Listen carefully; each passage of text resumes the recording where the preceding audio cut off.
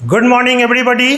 तो आज हम जानेंगे कि आईटीआई फिटर ट्रेड के सिलेबस के अनुसार जो टूल्स एंड इक्विपमेंट है इसके बारे में जानेंगे। तो ये जो आप देख रहे हैं यह आईटीआई फिटर ट्रेड का सिलेबस है।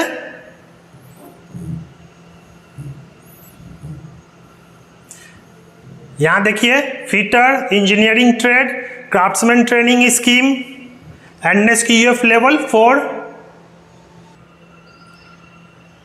तो यहाँ पर देखिए list of tools and equipment. तो यहाँ देख लें जनरल शॉप आउटफिट, इसमें कौन कौन सा टूल्स एंड इक्विपमेंट है यह जान लेते हैं। Serial number 63 wooden handle forged soldering iron copper bit. तो ये होना चाहिए 230 वोल्ट, 250 वाट और 350 ग्राम। ये जो आप देख रहे हैं तो इसी को हम सोल्डिंग आयरन बोलते हैं। और ये सोल्डिंग आयरन यहाँ देखिए wooden handle forged soldering iron copper bit है, ठीक है। और इस सोल्डिंग आयरन का प्रयोग सोल्डिंग करने में किया जाता है, ठीक। और इसका ये जो सोल्डिंग आयरन देख रहे हैं तो यह 230 वोल्ट, 250 वाट और 350 ग्राम का है।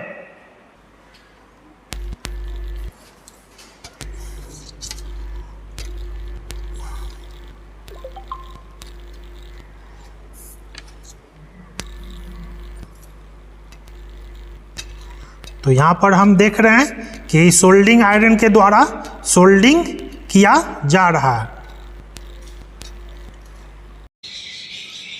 Serial number 64 blow lamp, capacity होना चाहिए 1/2 लीटर। ये जो आप देख रहे हैं तो इसी को हम ब्लो लैंप बोलते हैं। और इस ब्लो लैंप का कैपेसिटी 1/2 लीटर है। और इसका मुख्य कार्य अगर किसी जॉब को गर्म करना होता है तो हम इसे चालू करके उस जॉब को गर्म करते हैं। तो यहाँ हम देख रहे हैं कि ब्लो लैंप चालू हो चुका है और किसी जॉब को गर्म करना है तो इसे इस प्रकार लेकर हम इसे गर्म करते हैं।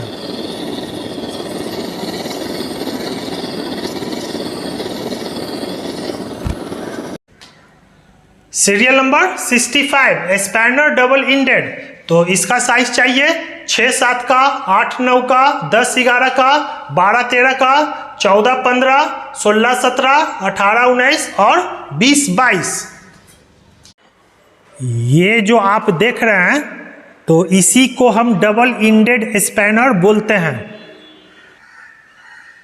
और यहाँ पर 8 स्पैनर का एक सेट है जिस पर सभी का साइज अंकित है। जैसे ये देखिए 6-7, 8-9, 10-11, 12-13, 14-15, 16-17, 18-19 और ये 20-22। जैसे यहाँ देखिए सभी पे उसका साइज अंकित होता है। और इसका प्रयोग नट और बोल्ट को खोलने और कसने में करते हैं। जैसा कि यहाँ पर देख रहे हैं कि एक बोल्ट है तो इस बोल्ट को अगर हमें खोलना है तो डबल इंडेड स्पैनर के द्वारा इसे हम खोलते हैं। यहाँ देख रहे हैं, फिर इसे भी खोलना है तो ये देखिए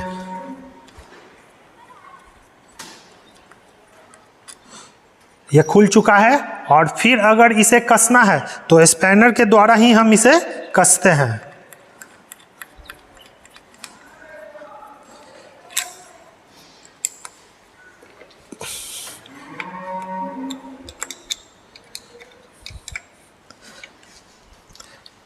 तो इस प्रकार इसका प्रयोग किसी नट और बोल्ट को खोलने और कसने में होता है। Serial number 66 spanner adjustable. तो इसका साइज चाहिए 150 mm। ये जो आप देख रहे हैं तो इसी को हम एडजस्टेबल स्पैनर बोलते हैं। और इसका साइज 150 mm है। और इसका प्रयोग अलग अलग साइज के नट और बोल्ट को खोलने में करते हैं।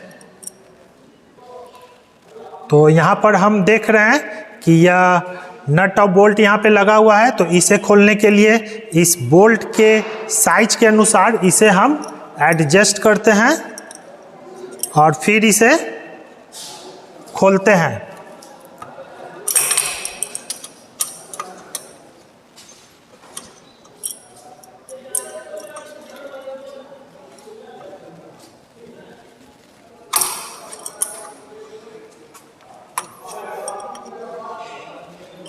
इसी प्रकार यहाँ पर भी देखें कि एक अलग साइज का बोल्ट लगा हुआ है। तो इस बोल्ट के साइज के अनुसार इसे एडजस्ट करते हैं और फिर इसे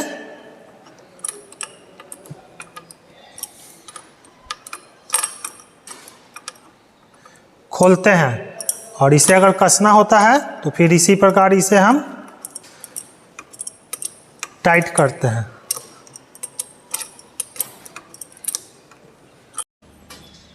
serial number 67 interchangeable ratchet socket set.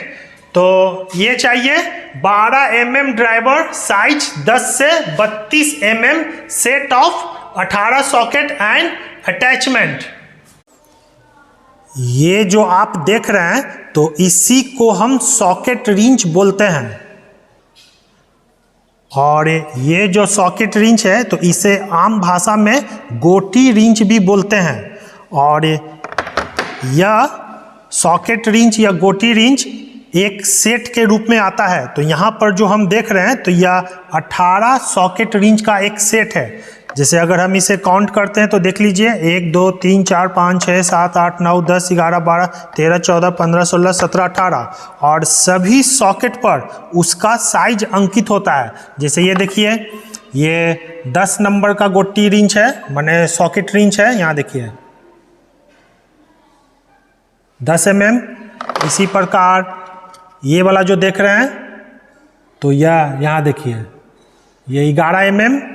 तो इसी प्रकार ये 10 mm 11 mm 12 mm 13 14 15 16 17 18 19 20 21 22 और ये 23 mm का 24 के बाद 27 और ये 30 और ये 32।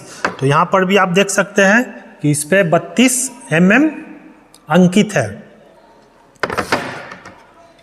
और ये जो आप देख रहे हैं तो इसे हम टॉमी बार हैंडल बोलते हैं।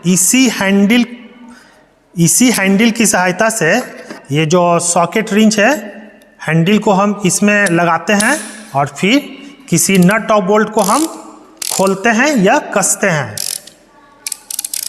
और ये जो आप सॉकेट रिंच देख रहे हैं तो इसका प्रयोग नट और बोल्ट को खोलने और कसने में किया जाता है। तो इस प्रकार ये जो आप पूरा सेट देख रहे हैं तो इसे हम इंटरचेंजेबल रैचेट सॉकेट सेट बोलते हैं। तो यहाँ पर हम एक 4 स्टॉक इंजन देख रहे हैं और इसमें लगे नट और बोल्ट को हम ये जो सॉकेट रिंच देख रहे हैं इसके सहायता से हम खोलते हैं और कसते हैं। ये सॉकेट रिंच है और यह एक 4 स्टॉक इंजन है। और इसमें जो नट और बोल्ट लगे होते हैं सभी को हम सॉकेट रिंच की सहायता से खोल सकते हैं और कस सकते हैं। तो यहाँ पर हम देख रहे हैं कि एक बोल्ट है, तो जिस साइज का बोल्ट है उसी साइज का हम सॉकेट रिंच लेते हैं, ठीक है। और फिर इसे यहाँ पे लगाते हैं और फिर इसके पीछे हैंडल को लगाते हैं और फिर इसे खोलते हैं।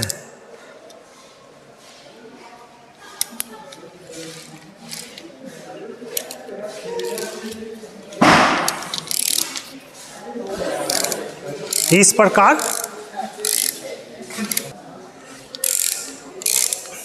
इसी प्रकार नीचे वाले बोल्ट को भी हम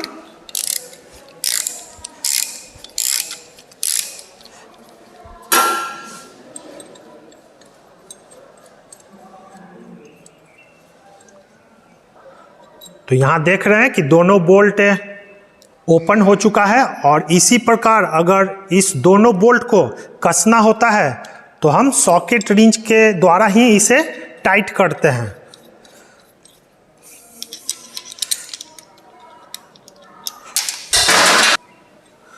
और फिर सॉकेट रिंच को बोल्ट के ऊपर लगाते हैं और फिर इसे फुल्ली टाइट करते हैं।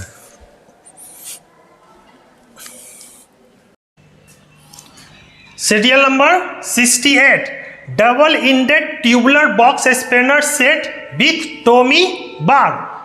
तो ये चाहिए 6 से 25 mm set of 10 tommy bar, dia 6, 8, 10, 12, 14, 16। ये जो आप देख रहे हैं तो इसी को हम double ended tubular box spanner बोलते हैं। और ये पाइप के बने होते हैं और इसके दोनों तरफ 2 होल होते हैं, ठीक है, ताकि इसके अंदर ये जो टॉमी बार है, इसे हम हैंडल भी बोलते हैं, इसके अंदर फंसाकर नट और बोल्ट को इसकी सहायता से खोला जा सके। और यहाँ पर जो आप ट्यूबुलर बॉक्स स्पैनर देख रहे हैं तो यह 10 के सेट में उपलब्ध है। यहाँ देखिए 1, 2, 3, 4, 5, 6, 7, 8, 9, 10 और सभी का साइज इस पे अंकित होता है। जैसे इसका साइज है 6, 7, 8, 9, 10, 11, 12, 13, 14, 15, 16, 17, 18, 19, 20 और 22, 21, 23 और ये 24, 25, ठीक है। और ये जो देख रहे हैं इसे हम टॉमी बार या हैंडल भी बोलते हैं। इसी के द्वारा हम इसके होल में इसे फंसाकर नट बोल्ट को खोलते हैं और इसका प्रयोग गहराई में जो नट और बोल्ट होते हैं उसे खोलने के लिए करते हैं। और इसका प्रयोग अधिकतर जो आप गाड़ी देखते हैं तो गाड़ी का जो प्लग होता है, प्लग को खोलने में भी ट्यूबुलर बॉक्स स्पैनर का प्रयोग होता है। तो यहाँ पर देख रहे हैं एक बाइक है और बाइक का ये जो देख रहे हैं स्पार्क प्लग है, ये देखिए यह स्पार्क प्लग है। तो इसे खोलने के लिए ये जो ट्यूबुलर बॉक्स स्पैनर है इसका प्रयोग करके हम स्पार्क प्लग को खोलते हैं। इसे इस प्रकार रखते हैं और फिर इसे टॉमी बार हैंडल को लगाकर इसे ओपन करते हैं।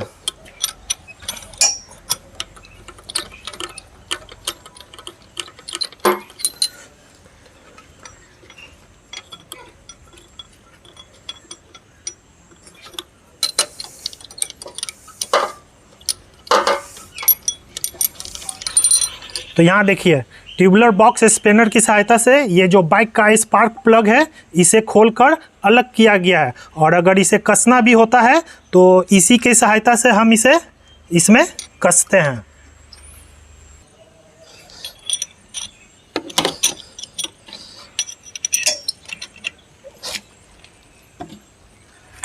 तो यहाँ देख रहे हैं कि ट्यूबुलर बॉक्स स्पैनर के द्वारा स्पार्क प्लग कसा चुका है। 69 ग्लास मैग्नीफाइंग, साइज चाहिए 75 mm। ये जो आप देख रहे हैं तो इसी को हम मैग्नीफाइंग ग्लास बोलते हैं और इसका साइज 75 mm है। और इसका प्रयोग किसी वस्तु को बड़ा करके देखने में करते हैं या कोई लिखावट अगर छोटा है तो उसे बड़ा रूप में कर देखते हैं। जैसे ये जो आप ट्विस्ट ड्रिल देख रहे हैं तो इस ट्विस्ट ड्रिल का साइज इस पे अंकित है जो कि बहुत छोटा है। तो इस अंकित साइज को हम मैग्नीफाइंग ग्लास के द्वारा इसे बड़ा करके देखते हैं कि इस ट्विस्ट ड्रिल का साइज क्या है।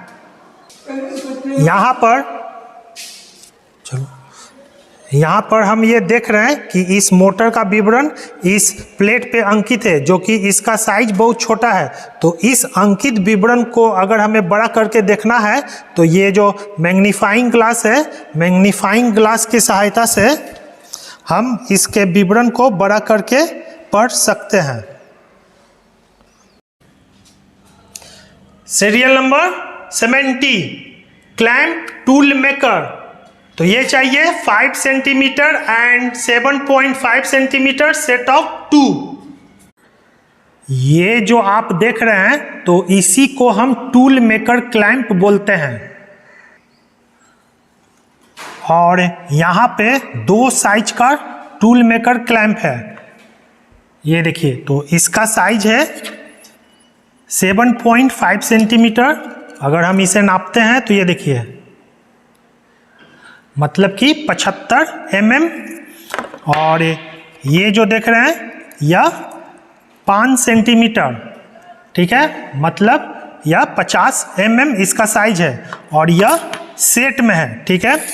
और टूल मेकर क्लैंप या क्लैंप टूल मेकर एक प्रकार का यह बाइस है जिसका प्रयोग फिनिश किए हुए जॉब, जैसे यहाँ देख रहे हैं यह फिनिश किया हुआ जॉब है, तो फिनिश किए हुए जॉब को पकड़कर उस पर मार्किंग, ड्रिलिंग या फाइलिंग करते समय इसका प्रयोग करते हैं। चलिए, तो यहाँ पर देख रहे हैं 2 फिनिश किया हुआ जॉब है, तो इस दोनों जॉब को एक साथ पकड़कर हमें यहाँ पे एक होल करना है। तो इसे हम टूल मेकर क्लैंप के द्वारा इसे इस प्रकार पकड़ते हैं।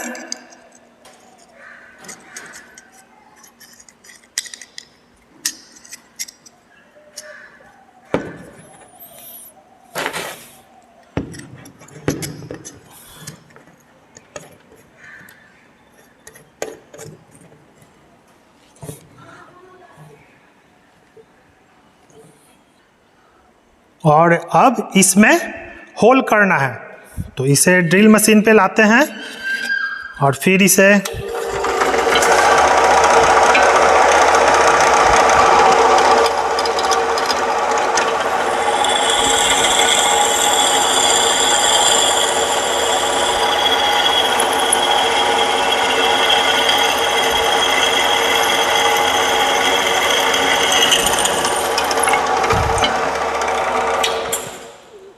तो यहाँ देख रहे हैं कि फिनिश किए हुए जॉब पर ड्रिल मशीन के द्वारा ड्रिल करके इसमें होल कंप्लीट किया गया है। तो इसी प्रकार हम इस फिनिश किए हुए जॉब को टूल मेकर क्लैंप से पकड़कर इस पर हम फाइलिंग भी कर सकते हैं, मार्किंग भी कर सकते हैं और ड्रिलिंग भी कर सकते हैं। सीरियल नंबर 71 क्लैंप सी, इसका साइज चाहिए 100 mm। ये जो आप देख रहे हैं तो इसी को हम सी क्लैंप बोलते हैं और इस सी क्लैंप का साइज 100 mm है। तो इसका साइज हम यहाँ से यहाँ की बीच की दूरी जो होता है वही सी क्लैंप का साइज कहलाता है। तो अगर हम इसे नापते हैं तो यहाँ देखिए 10 सेंटीमीटर है, मतलब 100 mm, मतलब यह 100 mm का सी क्लैंप है।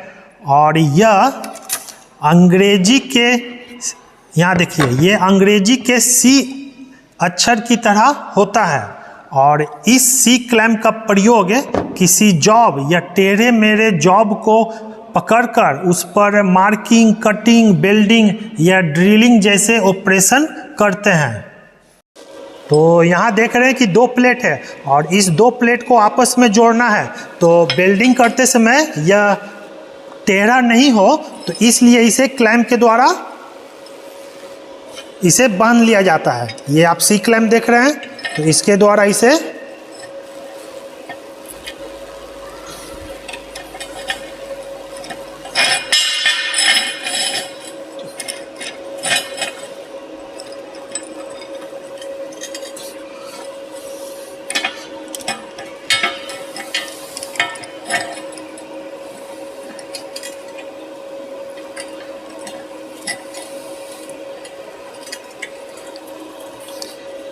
और अब इस पर बेल्डिंग किया जाएगा।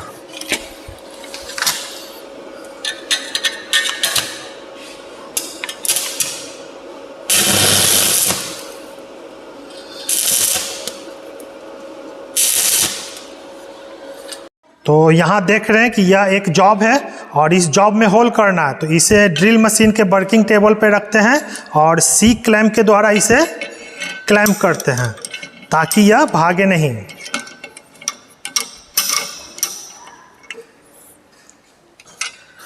और अब इस पे होल को करते हैं।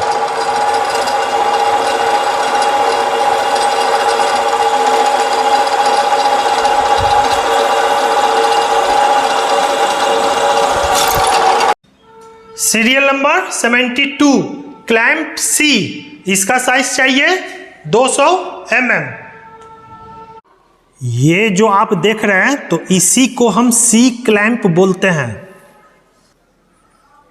और इस सी क्लैंप का साइज 200 mm है और इसका साइज हम यहाँ से यहाँ जो दूरी होता है वही सी क्लैंप का साइज कहलाता है। तो इसे अगर हम नापते हैं तो ये देखिए यहाँ पर 20 सेंटीमीटर है, मतलब 200 mm। तो इस प्रकार इस सी क्लैंप का साइज 200 mm है और यह अंग्रेजी के सी अक्षर की तरह होता है और इस सी क्लैंप का प्रयोग किसी जॉब या टेढ़े मेढ़े जॉब को पकड़कर उस पर मार्किंग, कटिंग, ड्रिलिंग, वेल्डिंग जैसे ऑपरेशन करते हैं। तो यहाँ देख रहे हैं कि यह एक प्लेट है और इस प्लेट को यहाँ पर वेल्डिंग करना है। तो इसे हम, ये जो आप क्लैंप देख रहे हैं, क्लैंप की सहायता से इसे यहाँ पे पकड़ा जाएगा।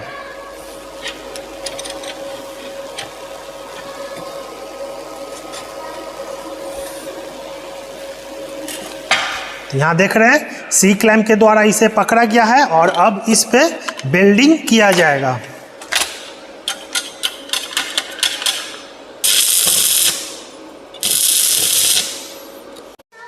तो यहाँ देख रहे हैं यह एक जॉब है और इस जॉब को हम सी क्लैंप के द्वारा मशीन में क्लैंप कर देंगे